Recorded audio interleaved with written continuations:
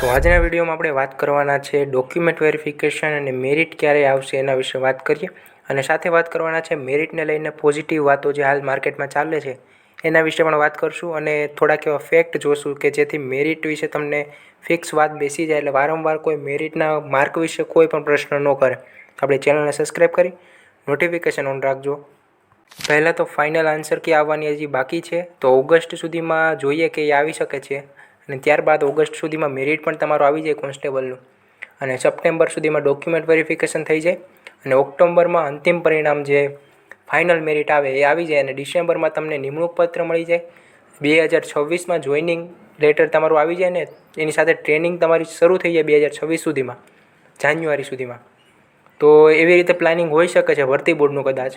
સાથે જેટલું કોન્સ્ટેબલનું મેરિટ મોડું આવે એટલું ઉમેદવારને ફાયદો છે એના વિશે આપણે વાત કરીએ તો મેરિટને લઈને પોઝિટિવ વાતો જે માર્કેટમાં ચાલે છે એના વિશે આપણે વાત કરીએ તો એક ડેટા કલેક્ટ કર્યો છે અને એ પ્રમાણે આપણે વાત કરીએ તો કે કોન્સ્ટેબલના મેરિટને લઈને વિદ્યાર્થીઓ મૂંઝવણમાં છે કે મેરિટ વધુ રહેશે, પણ જેને ખરેખર મહેનત કરી છે તેવા લોકોને જરાય ચિંતા કરવાની જરૂર નથી. ગઈ ભરતી કરતાં આ વખતે 2000 જગ્યા વધુ છે અને સ્પર્ધામાં 60,000 વિદ્યાર્થીઓ ઓછા છે. દોડના માર્ક્સ નથી. પાર્ટ એ અને બીમાં બંનેમાં 40% ફરજિયાત છે અને અમુક ઉમેદવારને પાર્ટ એમાં થતા નથી. તે ઉપરાંત અન્ય ઘણી બધી ભરતીઓ ચાલુ છે જેવી કે સીસી ગ્રુપ એ બીની, શિક્ષકની, હાઈકોર્ટની, જીપીએસસી, પીએસઆઈ, એએમસી, આરએમસી અને અન્ય ઘણી બધી ભરતીઓ હાલમાં ચાલુ છે જેમ કે એસએસસીની છે, રેલવે ગ્રુપ ડી છે, એસએસસી જીડી હમણાં આવી જશે. તો એવી બધી ઘણી બધી ભરતીઓ આવવાની છે અને જેવી રીતે કોઈને કોન્સ્ટેબલમાં સારા માર્ક થતા હોય ને અને ટાર્ગેટ બીજી ભરતીમાં લાગવાનો હોય તો એ આ ભરતીમાં પોતાનું ડોક્યુમેન્ટ વેરિફિકેશન પણ ન કરાવે, જેથી જગ્યા ઘણી ખાલી રહી શકે છે. અને બીજી આપણે વાત કરીએ તો જેમને અત્યારે જે હાલમાં કોન્સ્ટેબલમાં પણ વારો આવે અને સાથે જે સીસી ગ્રુપ એ અને બીમાં પણ એમનો ચાન્સ હોય એનું નિમણૂક પત્ર એમાં આવી જાય ને એમાંય જોઈનિંગ લઈ લે તો આમાં ડોક્યુમેન્ટ વેરિફિકેશન પણ ન કરાવે. તો એવી રીતે ઘણી બધી શક્યતાઓ રહેલી. તો ગઈ ભરતીના આપણે અંદાજ વિશે આપણે જોઈએ તો આ મેરિટનો અંદાજ 5,000 ઉમેદવારને લઈને કરવામાં આવ્યો છે કે 2022ની એલઆરડી ભરતીમાં 10,500 જગ્યા હતી ને લેખિતના માર્ક માત્ર ગણવામાં આવ્યા છે કે ફક્ત 100 માર્કનું પેપર આપણે ગણીએ, દોડના માર્ક નથી ગણતા તો 80થી વધારે માર્ક્સવાળા 165 ઉમેદવાર માની લો, 70થી 80 માર્કવાળા 1,855 ઉમેદવાર, 60થી 70 માર્કવાળા 3,742 ઉમેદવાર. 1 માર્ક માટે ઉદાહરણ તરીકે 64.005ના પોઈન્ટમાં ઉમેદવારની સંખ્યા 89 ગણો તો એવી રીતે 60%નો રેશિયો તમે ગણીને ચાલો મેરિટ માટેનો. તો સેમ આપણે 2019ની ભરતીના વિશે વાત કરીએ તો 2019માં જે ભરતી લેવાની હતી પોલીસ ભરતીની, જેમાં આપણે દોડના માર્ક નથી ગણવાના, માત્ર લેખિત એક્ઝામના માર્ક જોવાના છે. તો સાથે ટોટલ જગ્યા હતી એ ભરતીમાં 6,200 જેટલી જગ્યા હતી 2019માં અને ફક્ત લેખિતના માર્ક 100માંથી આપણે ગણીએ તો 80થી વધારે માર્કવાળા ઉમેદવારની સંખ્યા 894 હતી, 70થી 80 માર્કવાળા ઉમેદવારની સંખ્યા 1,297 હતી અને 60થી 70 માર્કવાળા ઉમેદવારની સંખ્યા 564 હતી. તો આવી રીતે આપણે સંખ્યા ગણીએ, અમુક આંકડા લીધેલા છે ને બાકી પછી તમે જોઈ શકો છો કે એટલી ઉમેદવારની સંખ્યા આવી હવે જે સંખ્યા બાકી રહી ગઈ એ 60થી નીચેવાળી સંખ્યા હશે. તો 1 માર્ક આપણે ગણીએ તો ઉદાહરણ તરીકે 80.50ના પોઈન્ટમાં ઉમેદવારની સંખ્યા 36. તો એવી રીતે બંને પરિણામ તો આપણે જોયા તો એમાં 60% જેટલું મેરિટ આસપાસ અટકે છે. તો એવી રીતે આપણે પોલીસ ભરતીનું આ લેવલ અઘરું હતું. સાથે હવે આગળ આપણે વાત કરીએ તો એલઆરડી 2025ના આગળના બંને પેપર કરતાં પેપર 20% અઘરું કહી શકાય, જેથી મેરિટ મારા અંદાજ પ્રમાણે 100થી 110 જેટલું રહી શકે. એટલે કેટેગરી વાઇઝ આપણે ઓલરેડી વિડીયો બનાવેલો છે કે છેલ્લામાં છેલ્લી જનરલ કેટેગરીમાં 120 સુધી તમારે માનીને ચાલવાનું, પછી 1-2 માર્ક એવી રીતે કેટેગરીમાં નીચું આવતું રહેવાનું ને એ પણ આધાર રાખે છે ફાઇનલ આન્સર કે જ્યારે આવે ને એમાં તમને પ્રશ્ન કોઈ પાર્ટ એમાં સુધારો થાય અને એમાં ઘણીવાર ઉમેદવારને પાર્ટ એમાં માર્ક થઈ જાય તો એમાં 5થી 10 માર્ક વધી શકે છે અને આવી રીતે મેરિટ પણ 5થી 10 માર્ક ઊંચું નીચું થઈ શકે છે. તો એવી રીતે અંદાજો આપણે લગાડી શકીએ છીએ કે આપણે કેટલા માર્ક થાય છે. તો એ પ્રમાણે આપણે વાત કરીએ તો પોલીસ પરીક્ષાની તૈયારી કરવાવાળા ઉમેદવારની સંખ્યા ઘણી હોય છે. સાથે આ ભરતીમાં જ લાઇબ્રેરી હાઉસફુલ હોય છે. તમે જોયું હશે કે હવે જે લાઇબ્રેરીમાં જગ્યા ઘણી બધી ખાલી હશે. સાથે મેરિટ ઊંચું રહેવાનું કારણ ડોક્યુમેન્ટ વેરિફિકેશન થયા બાદ હોઈ શકે છે કે ડોક્યુમેન્ટ વેરિફિકેશન કરાવો અને ત્યારબાદ મેરિટ ઊંચું રહી શકે છે, પણ જ્યારે આપણે ફાઇનલ આન્સર કી બાદ જે મેરિટ આવે એ પ્રમાણે મેરિટ થોડુંક નીચું રહી શકે છે.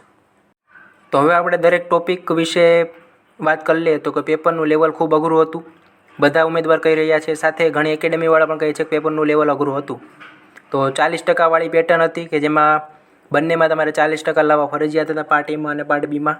જે ત્રીજો મુદ્દો છે એ મારા મત પ્રમાણે અત્યારે આપણે ધ્યાનમાં નથી લેતા, પણ ચોથો મુદ્દો છે કે 200 પ્રશ્નો હોવાથી OMRમાં 3 થી 4 પ્રશ્નો ખોટા પડતા હોય છે.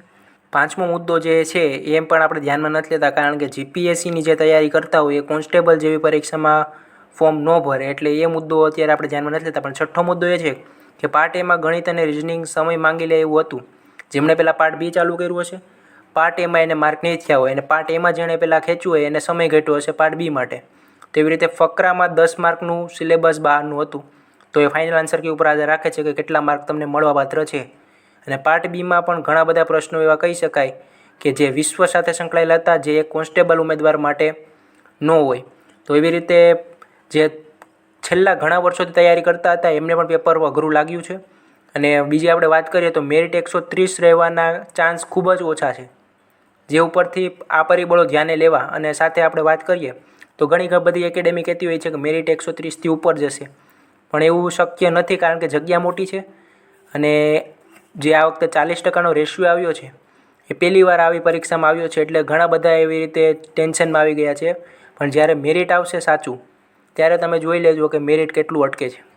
ખાસ મુખ્ય વાત તો એ છે કે જે તૈયારી કરતા ઉમેદવાર હતા એમને પોતાને 120 માર્કની વચ્ચે થતું હોય છે કે 110 માર્ક, 104, 105 એવી રીતે 101થી લઈને 120 સુધી એવી રીતે ઘણા બધા એની અંદર આવી ગયેલા છે. તો અમુક જ ઉમેદવાર એવા છે, એકાદ બે, કે જે 130, 140, 150 એવી રીતે માર્ક એને થાય છે સારા એવા. તો એ એક પ્રકારથી અપવાદ પ્રમાણે તમે કાઢી નાખો, પણ એવા ટોટલ એવા બધી તમને ઉમેદવાર ન મળે કે જેને 130થી ઉપર માર્ક થતા હોય.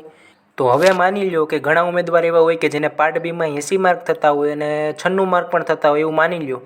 તો પાર્ટ એમાં એમને 31 થતા હોય અને ફાઇનલ આન્સર કે ઉપર આધાર રાખતું હોય કે 1-2 માર્ક વધી શકે, તો એમનો ચાન્સ છે ભરતીમાં લાગવાનો. પણ માર્ક ન વધે તો 110થી 120 માર્ક પણ એ ઉમેદવારને થતા હોય તો પણ એમનું ભરતીમાં વારો આવવાની શક્યતા 0% છે, કારણ કે પાર્ટ એમાં તમારા માર્ક ન થતા પાર્ટ બી પેપર તમારું ચેક થવાનું નથી. તો 80% ઉમેદવાર CCના કોમન હશે અને 95% ઉમેદવાર PSIવાળા કોમન હશે. તો PSIનું જો પહેલાં આવી જાય રિઝલ્ટ, તો એ લોકો અહીંયા ડોક્યુમેન્ટ વેરિફિકેશન કરાવે તો કોન્સ્ટેબલમાં લાગવાના ચાન્સ તમારા વધુ થઈ જાય છે. સાથે 1000 જેટલા અન્ય ભરતીઓવાળા પણ કોમન હોઈ શકે છે, જેમ કે શિક્ષકની ભરતી હાલમાં ચાલુ છે, એમાં ડોક્યુમેન્ટ વેરિફિકેશન કરાવી નાખ્યું હોય અને એમને જગ્યા મળી ગઈ હોય સારી એવી, તો એ લોકો કોન્સ્ટેબલમાં એમનું ડોક્યુમેન્ટ વેરિફિકેશન ન કરાવે. તેવી રીતે એવા કોમન ઘણા બધા ફેક્ટર છે અને જગ્યા પણ ઘણી બધી મોટી છે. તો અંતમાં 12,472 લેવાના છે અને એ પણ લાગી જશે એમની કિસ્મત ઉપર અને એમની મહેનત ઉપર. તો બાકીના જે નહીં લાગશે એમના માટે નવી ભરતી આવવાની છે 14,000થી વધુની. તો એના વિશે આપણે નવો વિડીયો બનાવવાના છો, સિલેબસ વિશે, તૈયારી વિશે, 12 પાસ ઉપર ભરતી હશે, એ તમામ વિડીયો આપણે નવા વિડીયોમાં લાવવાના છે. તો ચેનલને સબસ્ક્રાઈબ કરી નોટિફિકેશન રાખજો અને મેરિટની ચર્ચા કરતા ઉમેદવારોને આ વિડીયો જરૂર મોકલજો. તો મળીએ નવા વિડીયોમાં, ત્યાં સુધી જય હિન્દ, જય ભારત.